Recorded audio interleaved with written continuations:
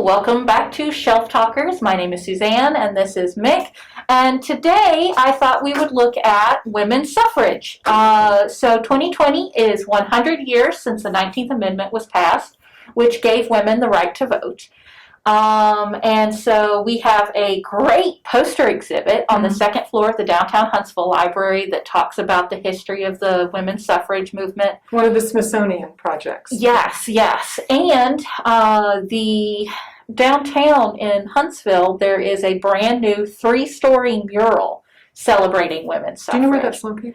It is at 112 Washington Street Southeast. I'm impressed. I know. I had to look it up before we shot this video. But it's 3-story tall. It's on the side of one of the parking garages. And it was painted by Kimberly Radford. She just finished it. It was just unveiled, I believe, recently. So to that end, we have chosen a selection of books about women's suffrage. That caught our eye. Yes, the books that caught our eye. Would you like to go first, Mick? Well, sure. We've noticed that during quarantine, a lot of people have been getting interested in bicycles, including your husband. Yeah, my husband does a lot of bicycling now. So we have a great collection in the Youth Services Department that talks about women's suffrage, women's rights. And this one caught my eye. It's The Wheels of Change, How Women Rode the Bicycle to Freedom with a Few Flat Tires Along the Way by Sue Macy. It's written in scrapbook style, and it kind of talks about, it merges what was going on at that time and the influence that something as simple as a bicycle had on many different movements that were going on at that time. Offering women freedom of mobility that they did not have at that time. It changed fashion. All of a sudden, women were wearing women's pants, or later called bloomers, and they didn't need to have chaperones anymore, or really couldn't. That pull for freedom just kind of snapped that chain. How interesting. I was just fascinated by the fact of the image of a female cyclist became associated with the efforts for women's suffrage and women's rights. So it's a great book. I highly recommend it for any age. Mm-hmm. And that led me to the one movie that we could find in the system, really, that dealt with this women's suffrage. And it's called Iron-Jawed Angels. It was put out about 2004. In this film, Hilary Swank plays the very famous American feminist Alice Paul. And she broke off from the National American Women's Suffrage Party, mainly because she felt the focus should be more centered at the federal government. Everybody be watching, and that was the core. Whereas the other group, what should I call, that was the one she broke away from. She started the National Women's Party.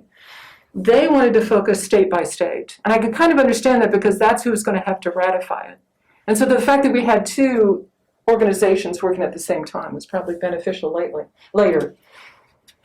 She did things like, they did for the first time, they did a parade the day that Woodrow Wilson got inaugurated. Mm-hmm. They did what was called the Silent Sentinels. These were women that just stood outside the White House quietly for days and days, even extending it after World War I. We joined World War I fighting. A lot of them were arrested, and they went on hunger strikes. These are things that she learned when she went to England and learned how they were dealing with this issue. And that's where the title comes from, the hunger strikes, the Iron-Jawed Angels. Because they put out what the prison conditions were, that's what finally got Wilson to change his mind about the issue. She later was the one that drafted the Equal Rights Amendment. I did not know that about her. It's not included in the film, but which has not been ratified. This then led me to this book, The Young Radicals in the War for American Ideals by Jeremy McCarter. What I really like when we're talking about a specific thing that happened in the past is to really look at it and what else was going on at that time, because it affected how its success or failure. This, the author, Mr. McCarter, Jeremy McCarter, who also was the co-author of the Hamilton, The Revolution, he took a chronological approach and he interweaved the lives of 5 activists, for want of a better expression, all born in the 1880s, all became politically aware in their teens, but in their 20s they found each other in Greenwich Village. and the five that he talks about: Jack Reed, the famous journalist who later became involved in the Russian Revolution; Walter Lippmann, the famous writer and political columnist; Alice Paul, who we referred to before. And what I like about the segment about Alice Paul in the book is that they talk about the controversy of her decision only to focus on votes for white women, because she was afraid if she broadened it, it would not be successful. So I like the fact that someone's discussing that issue. He also talks about Mac Eastman, the poet, and Randolph Bourne, the essayist.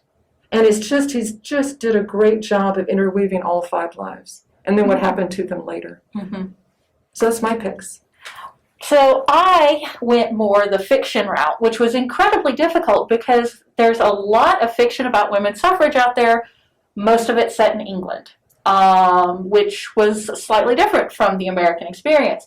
So I had a lot of difficulty finding books set during that time period. But I found 3, fear not, I'm here. So the first one is Sex Wars by Marge Piercy. And it is set in the 1870s, right after the Civil War, and it is about one woman in particular, Freda, a young Jewish woman, and also about Elizabeth Cady Stanton and Susan B. Anthony and their struggle for women's rights, which started in the 1880s. So it's interesting. It's biographical fiction. Where they take actual facts and spin a life that's mostly imagined.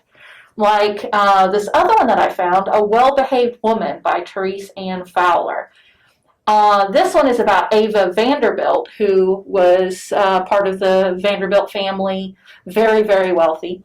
And it tells her story where she didn't just play it safe and play by society's rules. She supported the women's rights movement and everything, which was very daring at the time.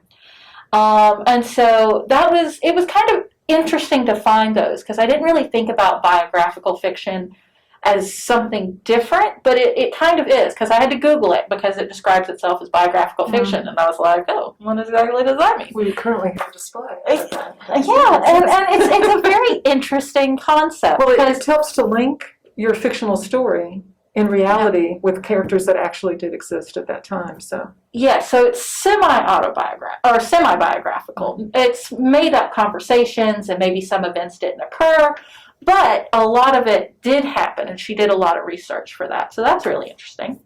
Then my last one is actually set in 1924. It is a mystery story called Relative Fortunes by Marlowe, Benn.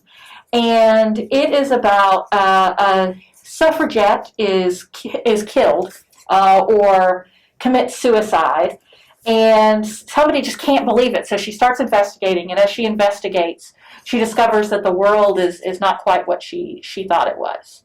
So I just thought it was a really interesting look at the cost of the campaign and everything, what happened to the people afterwards. So I thought that was kind of interesting. Then I have one more book here. I'm very excited about this book. I was excited because I went up to the archives, and in their rare book collection, they had this. This is History of Women's Suffrage, Volume 2, edited by Elizabeth Cady Stanton, Susan B. Anthony, Matilda Joslyn Gage, and it was published in 1887 by Susan B. Anthony. And it was loaned by the Huntsville Equal Suffrage League to the Carnegie Library in 1916.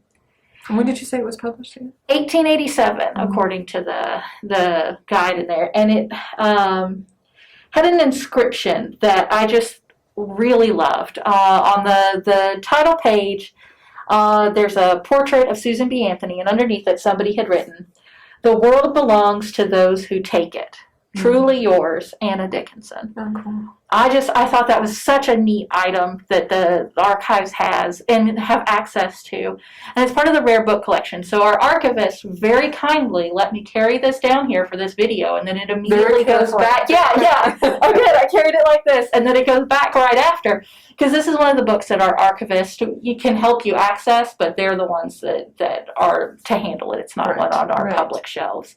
But just fascinating book. I kind of want to look through it, but I think they might kill me if I did that. So I know. Maybe with gloves and assistance you can. Yes. So if you are interested in finding out more about women's suffrage, the archivist, Shalise, has created a LibGuide that you can access by going to hmcpl.org. And on our front page, it says Women's Suffrage Guide. It's one of the options that you can select. And she's got links to more information, history, local history, and everything. So and we have really LibGuides on many different topics if you're interested in that as well. So yes. So that's our episode for today. And remember, if you love all of our book content, please make sure to like and subscribe so you will always get the latest content from the Huntsville And you'll make the camera Magazine. operator very happy. Yes. So please hit that like and subscribe button. Whatever she said.